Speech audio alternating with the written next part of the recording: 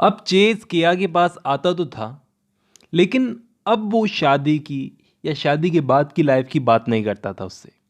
इसका रीज़न ये था कि अब चेज़ को वो मिल चुका था जो उसे चाहिए था। अब उसे किया से क्या मतलब? फिर भी वो मिलने आता था। लेकिन एक दिन तो हद ही हो गई। केया ने क्या देखा कि चेज़ ने एक लड़की, कोई दूसरी लड़की थी, उसके गले में हाथ डाल रखा था और केया को देखते ही उसने फटाफट अपना हाथ हटा लिया।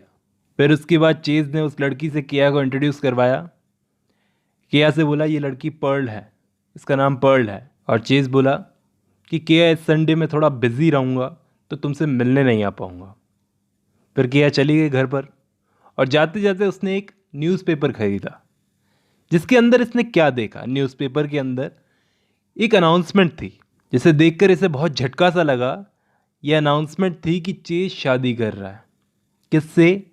वो जो लड़की जिससे अभी अभी ये मिलकर आई है, पर्ल नाम की, उससे शादी कर रहा है। और चेज़ ने जानबूझकर ये ऐड न्यूज़पेपर में डलवाई ताकि केया को पता चल सके कि वो जो चाहे वो कर सकता है, उसकी लाइफ है, वो कुछ भी कर सकता है और केया का उसकी लाइफ पर कोई हक नहीं है। केया अभी भी एक आउटसाइडर है। ये न्यूज़ पढ़ने के बाद केया फिर से अकेली हो गई। वो समझ गई कि टेट सही बोल रहा था, ये लड़का सही नहीं है। चेज़ ने इससे झूठ बोला।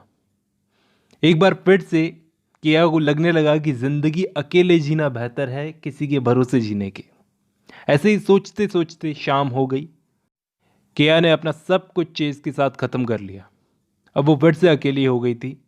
ऐसे ही अकेले जीते जीते 1 साल और गुजर गया। केया अब 22 साल की हो गई और इसने सी शेल्स के ऊपर एक बुक लिख डाली, जो टेट की मदद से पब्लिश भी हो गई और उसके इसको पैसे भी मिले। उसके बाद इसने 2 बुक्स और लिखी, लेकिन फिर भी अभी तक ये टेट से नाराज़ थी। टेट से इसकी इतनी बात नहीं होती थी, लेकिन टेट जितना हो सकता था इसकी मदद करता ही रहता था। एक दिन इसके पास कोई आया। कौन आया? जॉडी। जॉडी मैंने आपको बताया था कौन? इसका भाई, जो सालों पहले घर छोड़कर चला गया था। याद होगा आपको, वो वियतनाम चला गया था।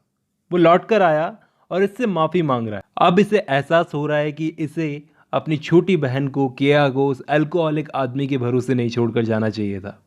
वो कुछ भी कर सकता था, इसे नुकसान पहुंचा सकता था। और केया बेचारी का दिल इतना साफ है कि जब इसने माफ़ी मांगी तो इसने माफ़ कर दिया, ऐसा बोलकर कि तुम भी तो उस टाइम पर बच्चे थे जब तुम घर छोड़कर गए थे। अब समझदार हो गए हो तो तुम्हें अकल आ गई है, तुम लौट कर आ गए हो। वो बोला मुझे तो लगा कि यार तुम भी घर छोड़कर भाग गई होगी, लेकिन तुम कहीं नहीं गई। तो वो पता है क्या बोली?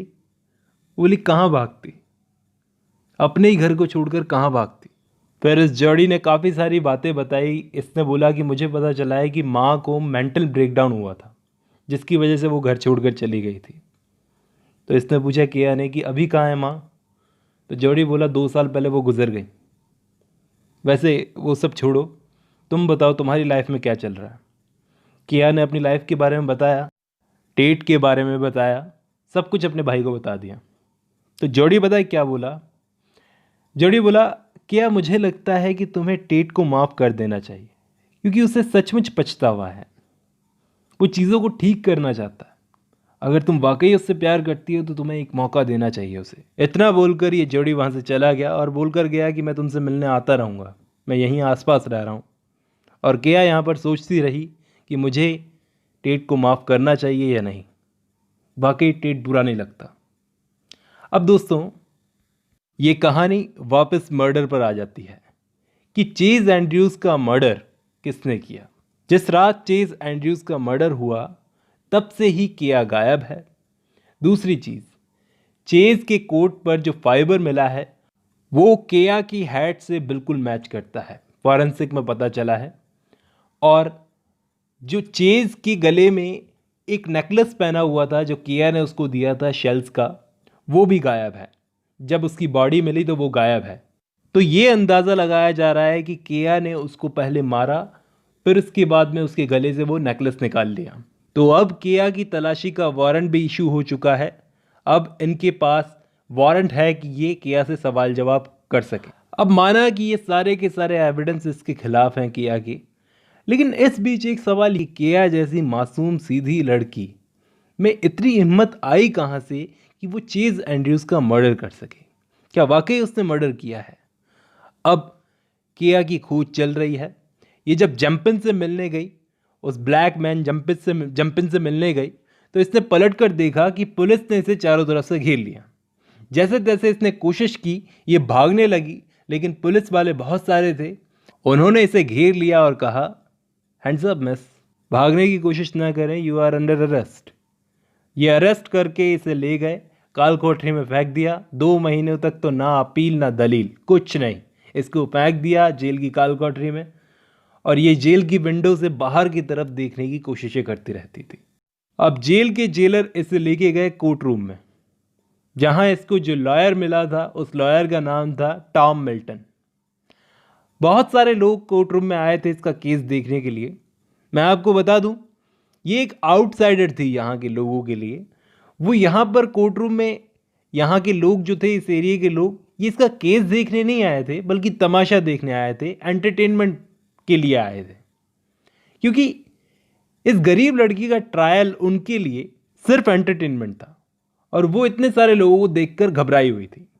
टॉम मिल्टन जो इसका लॉयर था, वो बोला, क्या तुम्हें नर्वस होने की कोई ज़रूरत नहीं है, मुझे पता है तुमने कुछ नहीं किया, और ये जो लोग हैं ये सारे के सारे तमाशा देखने के लिए आए हैं।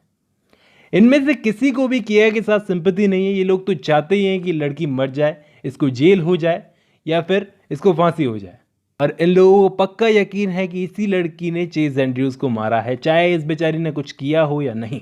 तो कोर्ट रूम में पहले विटनेस को बुलवाया गया। विटनेस था एक फिशरमैन, एक मछुआरा, जिसने बोला कि किया ने चेज को धमकी दी थी। उस दिन मैंने खुद ने देखा था, ये चेज को मार के भागी थी, किक मार के भागी थी, और इसने धमकी दी थी, आई विल किल यू, मैं तुम्हें मार डालूंगी।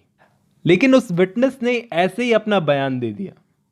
उसने पूरी बात तो बोली नहीं। उसने ये तो बताया नहीं कि चेज ने उस वक्त फोर्सफुली किया का रेप करने की कोशिश की थी। जब किया ने सब कुछ खत्म कर दिया था चेज के साथ में, फिर भी वो फोर्सफुली आकर उसे दबोचने लगा, उसकी पैंट की जिप खोली, और किया ने उस वक्त गुस्से में अपने हाथ से चेज को धक्का दिया, उसे किक मारा, और चिल्लाकर ऐसा बोली कि आई विल किल यू। अब गुस्से में तो निकल ही जाता है, लेकिन ये बात उस फिशरमैन ने नहीं बोली, क्योंकि उसने जितना देखा उसने उतना ही बता दिया। और उस वक्त जब चेज ने इसका रेप करने की कोशिश की, उस वक्त डर के मारे इस बेचारी ने किसी को बताया भी नहीं, क्योंकि ये आसपास के लोग जो तमाशा देखने आए यहाँ पर इस कोर्ट रूम में, वो लोग इसे ही गलत समझते। तो उसने क्या किया, इस घटना के बाद कहीं भी आना जाना बंद कर दिया। अकेली रहती थी, यहाँ तक कि टेट को भी नहीं पता चलने देना चाहती थी कि क्या हुआ है इसके साथ में। पहले दिन की पूरी कार्रवाई हुई। इसके बाद कोर्ट के पहले दिन के बाद टॉम मिल्टन, जो इसका वकील था किया का, वो किया से मिलने आया अकेले में, और बोला कि किया, मैं नहीं जानता कोर्ट का क्या फैसला रहेगा, ज्यूरी का क्या फैसला रहेगा, लेकिन मेरे को इतना पता है कि या तो तुमको फांसी होगी या फिर लाइफ टाइम जेल। उसका रीज़न ये है कि सारे एविडेंस तुम्हारे खिलाफ हैं। मुझे पता है तुमने चीज़ को नहीं मारा, लेकिन मैं चाहकर भी तुम्हें नहीं बचा पाऊंगा। ये एविडेंस सारे तुम्हारे खिलाफ हैं, तुम्हारा बचना बहुत मुश्किल है। मैं अपने एक्सपीरियंस से तुम्हें बता रहा हूँ, एडवाइस दे रहा हूँ।